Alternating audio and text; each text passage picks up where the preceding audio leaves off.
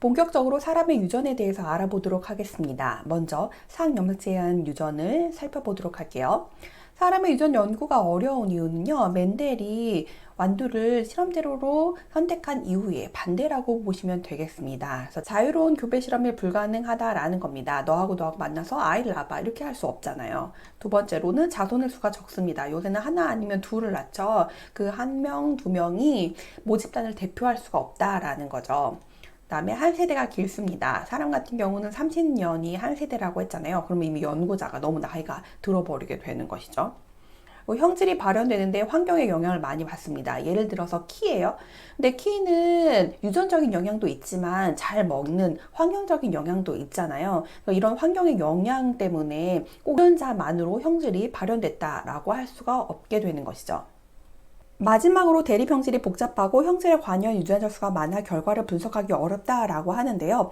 키 같은 경우도 키가 작은 사람부터 키가 큰 사람까지 굉장히 다양한 키가 있잖아요. 그래서 여러 대립 형질이 있다라는 거죠. 그리고 형질에 관여하는 유전자 수가 많다라고 하는데요. 키 같은 경우도 이렇게 대립 유전자가 이렇게 한 쌍이 있어요. 근데 이 한 쌍이 키를 결정하는 게 아니라 여러 대립 유전자 쌍이 이제 키를 결정하게 되는 거죠. 그래서 결과를 분석하기가 어렵습니다. 키뿐만 아니라 눈 색깔도 마찬가지예요. 다양한 눈 색깔이 있잖아요. 이렇게 다양한 대립 형질이 있다라는 거, 그리고 여기에 관련된 유전자 수가 굉장히 많다라는 게 되겠습니다. 그렇다고 사람을 연구 안 할 수는 없잖아요. 그래서 사람을 연구하는 방법은 첫 번째로 가계도를 조사하는 겁니다. 그래서 특정 유전 형질을 가진 집안의 가계도를 조사하는 거예요. 이게 영국 왕실이거든요. 영국 왕실은 서로 친인척끼리 결혼을 했잖아요. 그러면서 여기에 독특한 형질이 나타나게 되는데, 정상 같은 경우는 이렇게 녹색으로 표시했고요. 혈우병인 남자 같은 경우는 파란색으로 표시가 되었어요. 그래서 남자는 네모, 여자는 동그라미로 표시를 하게 되는데, 이렇게 영국 왕실 같은 경우에 혈우병인 남자들이 많이 보인다라는 독특한 현상이 일어난 거죠. 왜 그럴까? 이거는 X염색체에 의한 반성 유전이 됩니다. 나중에 성염색체 할 때 다시 살펴보도록 하겠습니다. 그래서 이런 가계도를 통해서 유전이 어떻게 되는지를 판단할 수가 있게 되는 것이죠. 가계도를 어떻게 그림을 그리느냐라는 건데요. 남자 같은 경우는 남자는 네모 로 표시를 하게 되고요. 여자 같은 경우는 여자는 동그라미로 표시를 하게 됩니다. 그리고 특정한 형질을 표현할 때는 색깔로 표시를 해요. 그래서 이런 식으로 색깔을 표시하고요. 숭에서는 컬러로 주어지지 않잖아요. 그래서 흑백으로 나타나니까 이렇게 음영으로 표시를 하게 됩니다. 그리고 결혼을 하게 되면 이렇게 짝대기를 긋게 되는 거고요. 그 다음에 부모에서 자손이 나타날 때 이렇게 아래로 빗금을 그리게 됩니다. 그 다음에 일란성 쌍둥이 같은 경우는 수정란 하나로부터 나눠지게 된 거잖아요. 그래서 이렇게 그리고요. 일란성 쌍둥이 같은 경우는 난자 두 개에 정자 하나씩 들어간 거잖아요. 그래서 이렇게 그려지게 됩니다. 가계도를 어떻게 그리시는지 아시겠죠? 는 또 이제 가계에 자손을 많이 낳지 않다 보니까 그 한 가계만으로 유전을 연구하기가 쉽지 않은 거예요. 그래서 여러 가계를 포함하는 집단에서 얻은 자료를 통계 처리해 가지고 유전 현상을 연구하는 걸 집단 조사를 합니다. 그래서 뭐 여기 있는 가계, 여기 있는 가계들을 합쳐서 어떻게 유전 현상이 일어나지라고 판단을 하게 된다라는 거예요. 세 번째로 쌍둥이 연구가 있습니다. 쌍둥이 연구는 일란성 쌍둥이와 이란성 쌍둥이의 성장 환경과 유전자 발현의 일치를 조사하는 거거든요. 자, 여기 일란성하고 이란성 쌍둥이가 있는데 어느 게 일란성일까요? 그렇죠. 왼쪽이 일란성이죠. 왼쪽은 난자 하나에 정자 하나가 들어가게 된 것이죠. 그런데 얘들이 발생 과정에서 난화를 하게 되는데 둘이 이렇게 체세포 분열을 했을 때 나눠졌을 거예요. 나눠져가지고 체세포 분열이니까 동일한 유전자를 가지게 되는 쌍둥이가 만들어지게 되는 것이죠. 그리고 일란성 쌍둥이 같은 경우는 원래는 한 달에 한 번씩 한 개의 난자가 나와야 되는데 두 개의 난자가 나온 경우예요. 그래서 두 개의 난자가 나오니까 정자 하나씩 들어가가지고 이렇게 착상이 된 거죠. 이거는 서로 다른 유전자가 되겠죠. 그래서 이건 일란성 쌍둥이가 되겠습니다. 근데 일란성 쌍둥이하고 일란성 쌍둥이를 어떻게 연구하냐라면은 이런 거예요. 자, 여기는 이런 질병이 되겠습니다. 근데 여기 일란성 쌍생아끼리의 일치율이고 이란성 쌍생아끼리의 일치율인 거예요. 그랬을 때 판단을 해보면 알코올 중독 같은 경우는 일란성 쌍둥이끼리의 일치율과 이란성 쌍둥이의 일치율이 비슷하죠. 비슷하니까 이거는 유전에 의한 거예요? 환경에 의한 거예요? 그렇죠. 환경에 의한 거가 되겠습니다. 근데 치매 같은 경우 보세요. 치매 같은 경우는 일란성 쌍둥이끼리의 일치율이 더 많죠. 이란성 쌍둥이끼리보다. 그 말은 뭐예요? 그죠? 이거는 유전에 의한 현상이 더 많다라는 거죠. 그리고 남모양 적혈골 빈혈증 같은 경우는 100% 일란성 쌍둥이끼리 일치합니다. 그러니까 이것은 즉 환경적인 것보다 유전에 의해서만 결정된다라는 것을 알 수가 있습니다. 다시 한번 정리를 하면요. 일란성 쌍둥이는 유전자 구성이 어때요? 동일하죠. 그래서 형질 차이는 뭐에 의한 영향만 받는 거예요? 환경에 의한 영향만 받습니다. 근데 일란성 쌍둥이 같은 경우는 유전자 구성이 서로 다르잖아요. 그러니까 형질 차이는 유전과 환경의 영향을 받게 되는 것입니다. 그래서 이렇게 일란성과 일란성 쌍둥이의 일치율을 조사를 하면서 어떤 질병이 유전에 더 영향을 받는지를 판단하게 되는 것이죠. 마지막으로 염색체 및 유전자 분석이 되겠습니다. 염색체의 수와 모양, 유전자를 분석해서 염색체 이상이나 유전자 이상 여부를 파악한다라고 하는데요.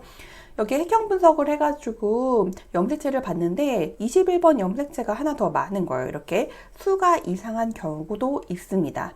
질병이 되겠죠. 다운 증후군 같은 질병이 되겠는데요. 이렇게 21번 염색체가 하나 더 많은 이유는 뒤에 우리가 앞으로 배울 건데 돌연변이에 해당됩니다. 그래서 상동염색체가 분리가 잘 돼야지 되는데 이렇게 비분리가 일어나게 된 경우 이렇게 질병을 가지고 태어날 수가 있게 되는 거죠. 염색체 수 이상뿐만 아니라 염색체 모양이 이상할 수도 있습니다. 여기 보면 5번 염색체 같은 경우에 이렇게 염색체가 결실이 일어나게 되잖아요. 그러면은 이 아이는 말을 못하고 고양이 울음 증후군 같이 해서 고양이 소리를 내게 됩니다. 그래서 이런 질병을 가진 아이들은 오래 살지 못하게 돼요. 그다음에 유전자 분석입니다. 옛날에는 유전자를 분석할 수 없었는데 생명공학이 발달하면서 유전자까지 분석을 할 수 있게 되었죠. 그래서 여기 염기가 있는데 사이토신, 티민, 사이토신이 글루탐산을 지정하게 됩니다. 그런데 티민이 아데닌으로 바뀌게 된 거예요. 그러면서 발린이라는 아미노산을 지정하게 돼요. 그러면 정상 적혈구의 모습이 남모양으로 변하게 됩니다. 그러면서 적혈구가 하는 일이 뭐예요? 산소를 운반하는 거죠. 그래서 산소 운반을 제대로 못하게 되는 것이죠. 앞으로 무엇을 배울지 개요를 적어보도록 하겠습니다. 먼저 단일인자 유전을 배우게 되는데요. 이 단일인자 유전은 뭐냐면 하나의 형질을 결정하는데 한 쌍의 대립 유전자가 관여한다 라는 거예요. 예를 들어서 C 모양이라는 형질을 라지알 스몰알이 결정을 하게 된 거죠. 이렇게 한 쌍의 대립 유전자가 이런 식으로 대립 유전자가 두 개인 경우가 뭐냐면 단대립 유전이라고 해요. 단대립 유전. 그래서 여기에 들어갈 수 있는 게 라지알 또는 스몰알이 여기 안에 들어갈 수 있는 거죠. 두 개의 유전자가 관여를 하게 된다라는 거. 그러면 여기는 다시 상염색체에 의한 유전, 성염색체에 의한 유전이 있습니다. 그리고 대립 유전자가 3개인 경우가 있어요. 그거 같은 경우는 복대립 유전이라고 합니다. 복대립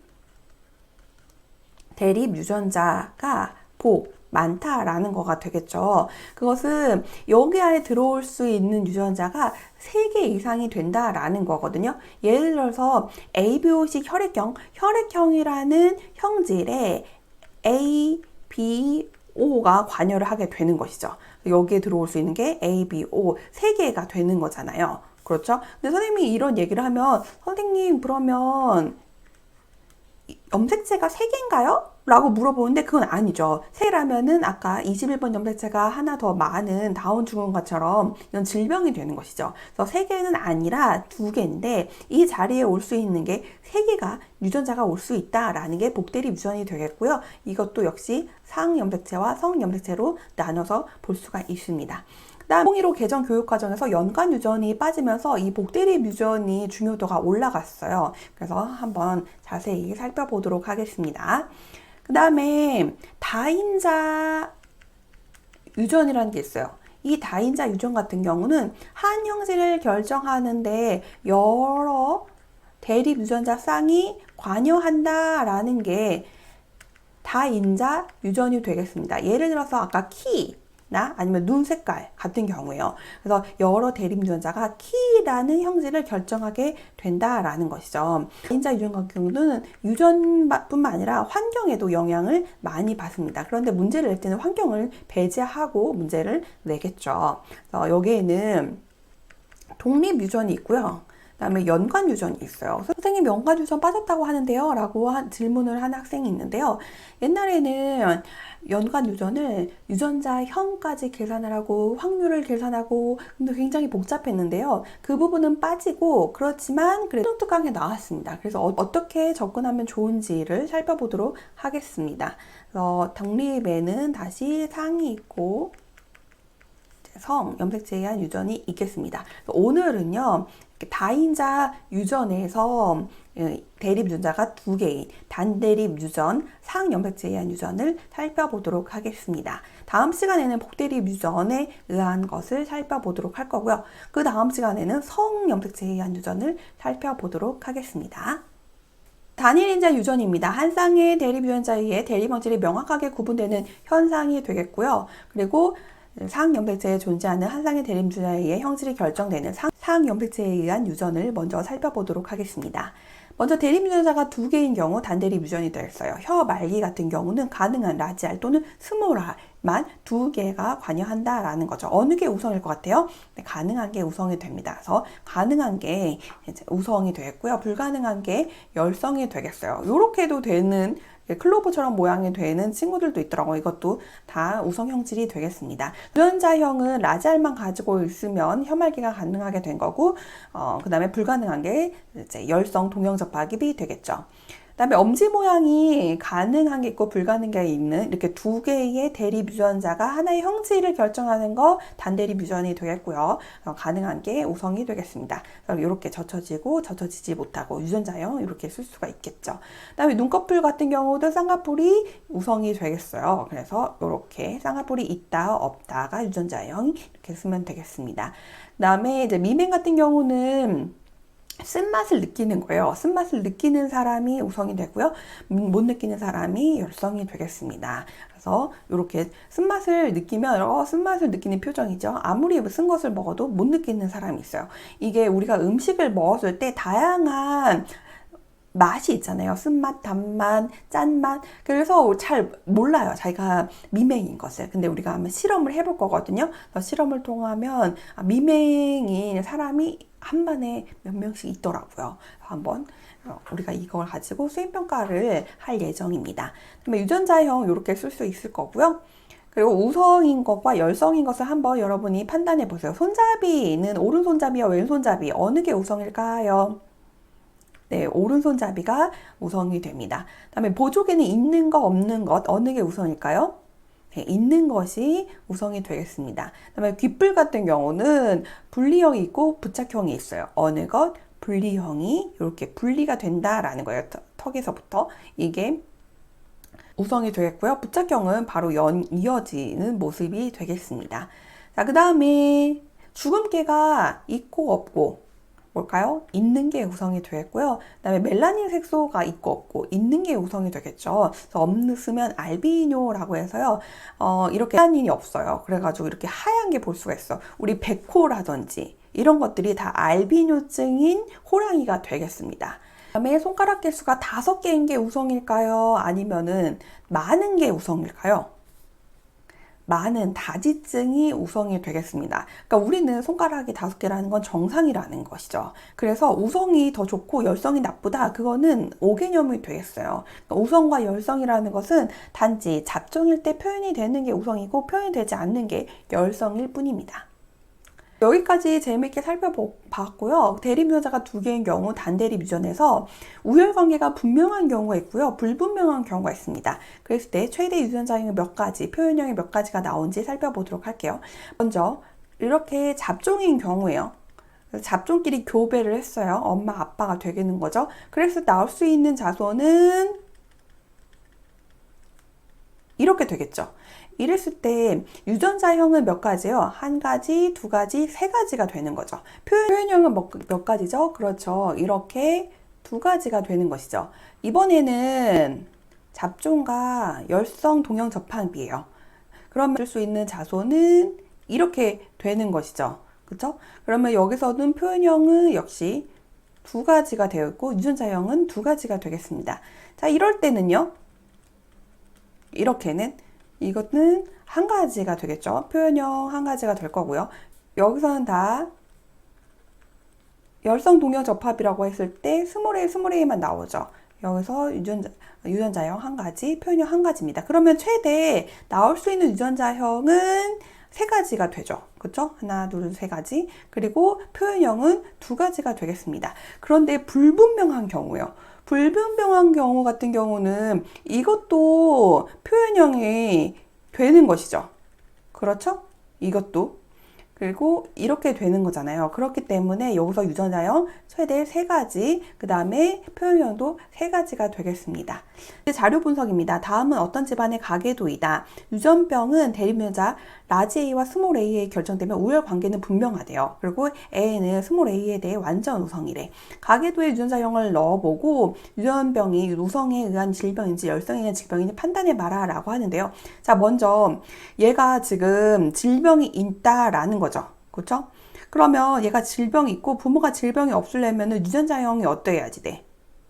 이렇게 하면 되겠죠. 엄마, 아빠가 잡종이면 아이한테 스몰 A만 준 경우야. 그러면 라지 A, 스몰 A가 우성이 라지 A다 라고 했으면 어느 게 질병이라는 거야? 이게 질병이라는 거죠.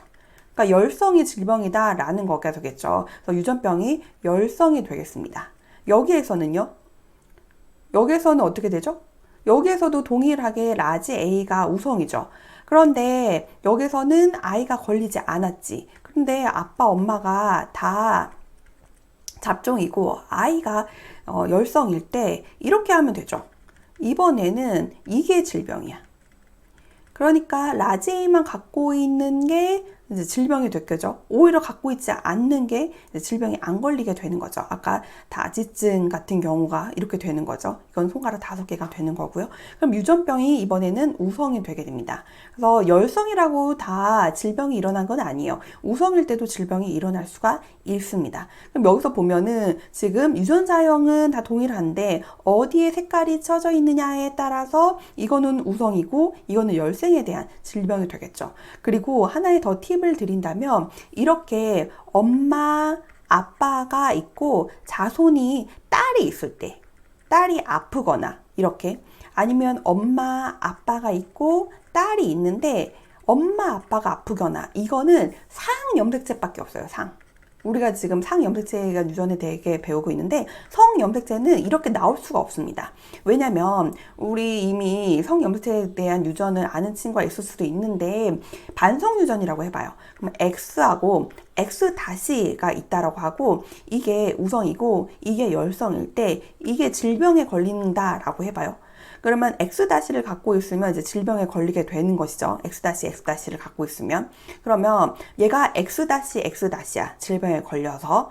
그러면 하나는 무조건 엄마한테 받아야 되죠. 그래서 엄마는 X와 X-야. 그래서 X를 갖고 있어서 질병에 걸리지 않았어. 근데 아빠는 뭐 갖고 있어야 돼? X하고 Y를 갖고 있어야 되는데 무조건 아빠한테 X-를 받아야 되니까 X- 아빠한테 와야 되죠. 그럼 아빠는 어떻게 해야 돼? 아파야 돼요.